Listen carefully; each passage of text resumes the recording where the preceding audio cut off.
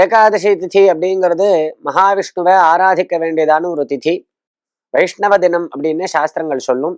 ஏகாதசி அன்னைக்கு கட்டாயம் உபவாசம் இருக்கணும். உபவாசகா அப்படிங்கிற சப்தத்துக்கே சமீபத்தில் இருப்பது அப்படின்னு அர்த்தம்.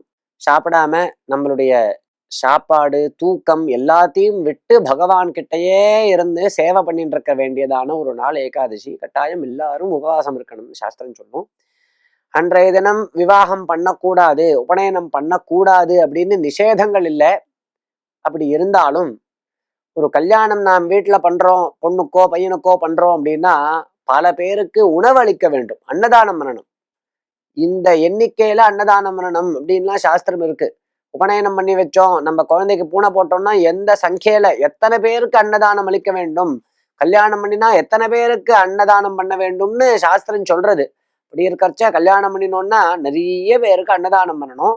இந்த ஏகாதசி திதியில பண்ணினா என்ன ஒரு நம்மளுக்கு கஷ்டம் அப்படின்னா, ஏகாதசியில நாமும் சாப்பிடக்கூடாது, புறத்தியாருக்கும் அன்னம் அளிக்கவும் கூடாது, அன்னதானமும் பண்ணக்கூடாது. அப்படி ஒரு நியமம் இருக்கு ஏகாதசியில.